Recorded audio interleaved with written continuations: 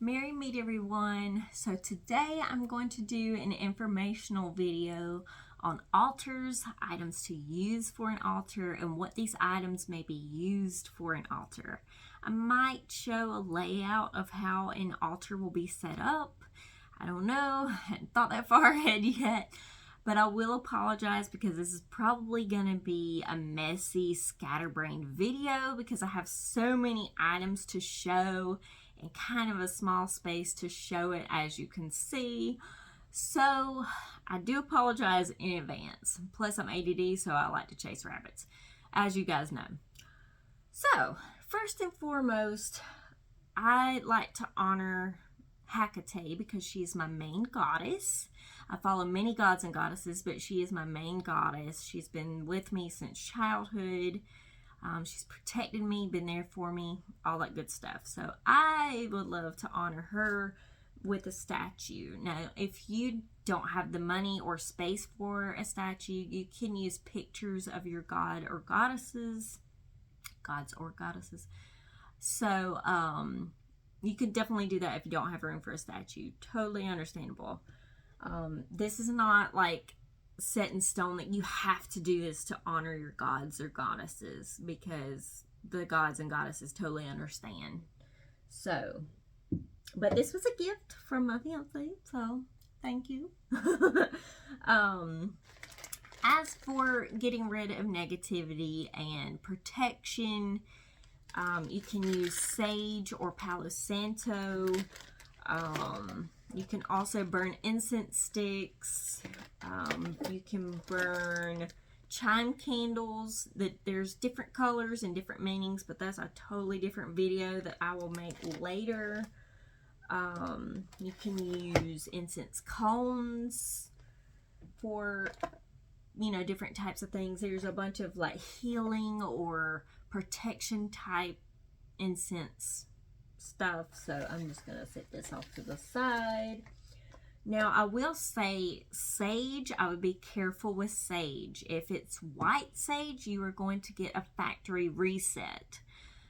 With that being said, it is going to remove negative and positive energy. So if you want chaos, get white sage. Just saying. You can also use the chime candles and these large tall candles for spell casting. I use the bigger ones for like the more, I guess, powerful spells that I need to, I need something to be handled or accomplished or something like that. I use the tall candles. They last longer. You can put your hair in it if need be. They come in handy sometimes when you really need them.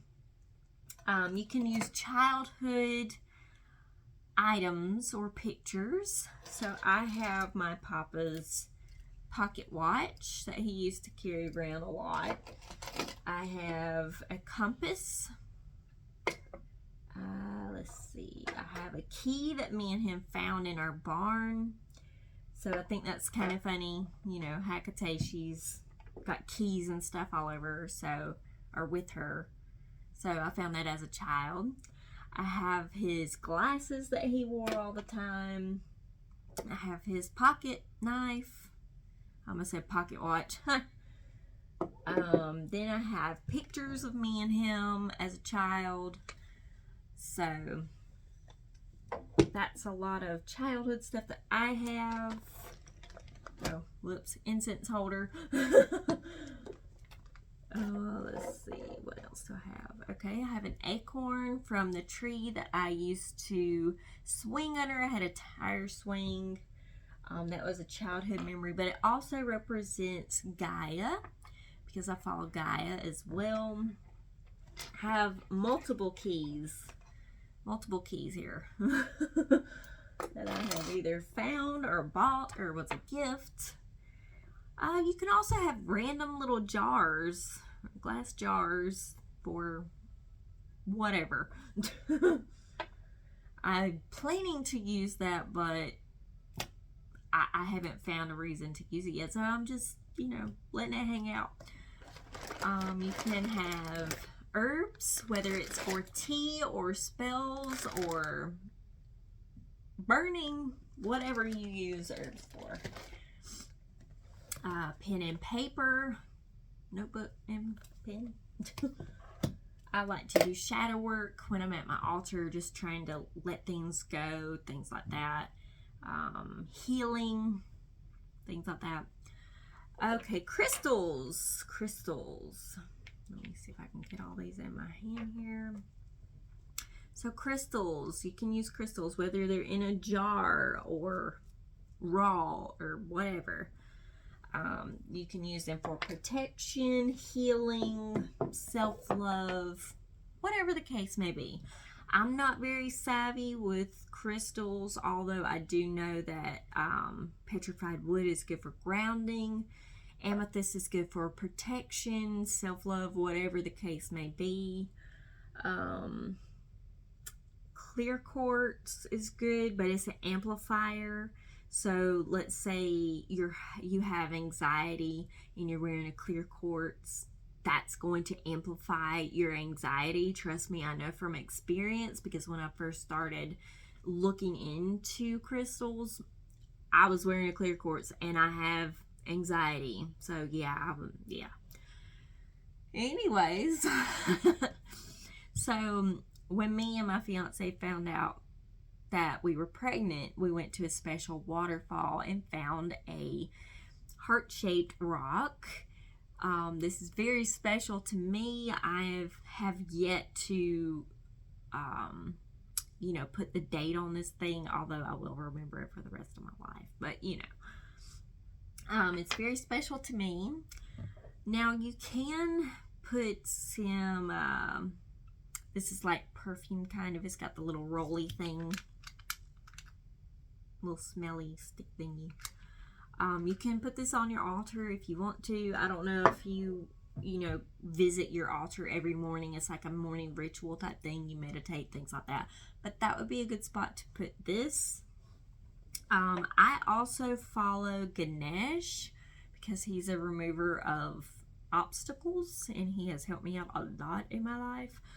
So I have a little Ganesh guy on my altar.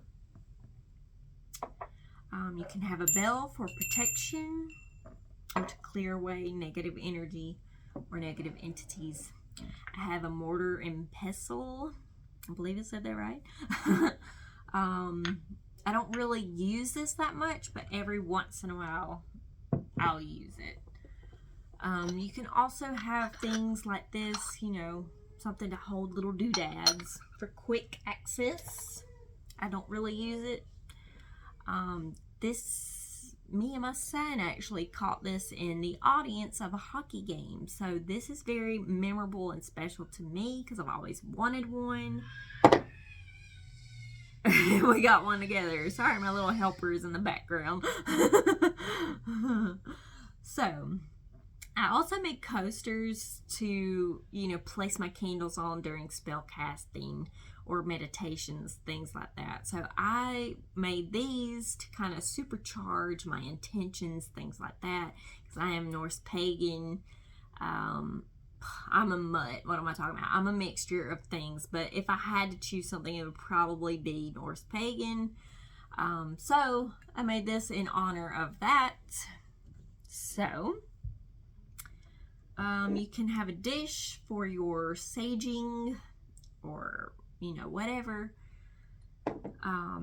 Something to make sure that the ashes don't fall on the floor and catch the house on fire. And yeah, you get my drift. I have feathers, peacock, and turkey because me and my papa had peacocks and turkeys growing up, and chickens, all kinds of animals. So I have those in honor of him.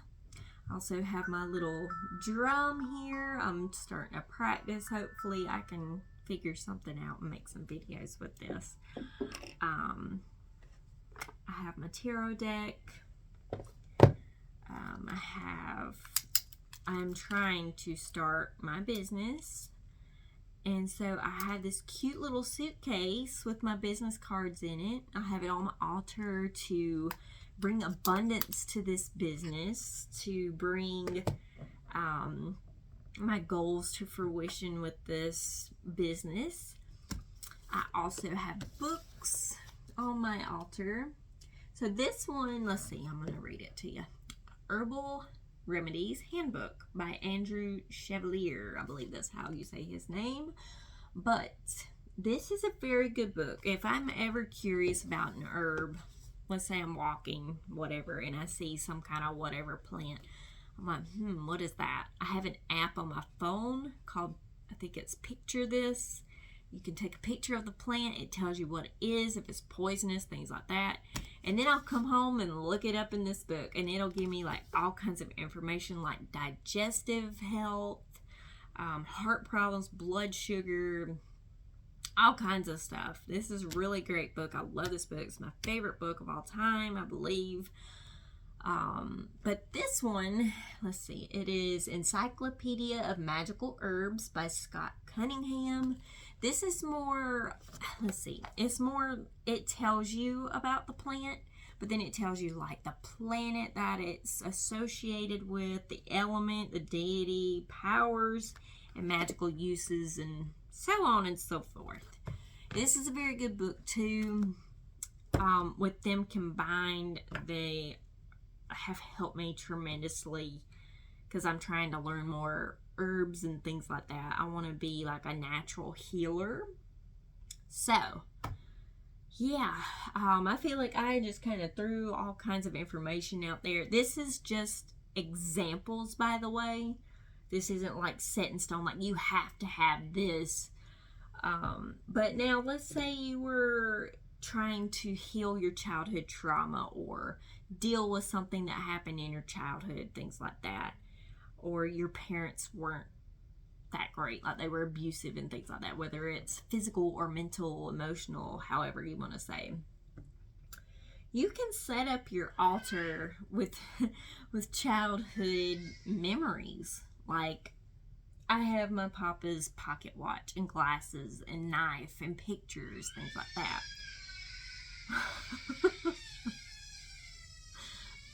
She's trying to tell you about it too. Anyways, so let's say I had some childhood trauma. I could possibly put that, right? I could put this on my altar, but I would also want a picture of myself as a child, some little trinkets that I had as a child, maybe a stuffed animal, Barbies, Pokemon, whatever, right? Put rose quartz on your altar too to help with self-love, because you want to connect with your inner child and do meditations with your inner child and let your inner child know that they are loved and protected and everything's going to be okay and it's not their fault, right? If you wanted to do specifically self-love, it doesn't have to be childhood related or anything. Rose quartz, white candles, pink candles. There is a 7-day candle that's shaped like a man or woman. Get one of those and visit it every morning or every night. Let yourself know that you are worthy of love and that you can love and be loved. If there's anything specific that you're working on, just put items like that on your altar. Ancestry work, you can put, some of your family members on your altar. Maybe even put like, let's say you're working on Ancestry.com or MyHeritage. I like MyHeritage better, by the way. They give you more information and it's cheaper, things like that. But yeah, you can even put documents or whatever from that website on your altar and be like, hey, I'm going to figure out who I am and my ancestors and, do that Akashic Records meditation too. But I feel like I've been babbling. I've been just kind of giving you all kinds of information. I think maybe you got an idea, but if you have questions, comments, or concerns, please let me know. Don't forget to like, share, and subscribe, and hit the notification bell. And I will see you next time.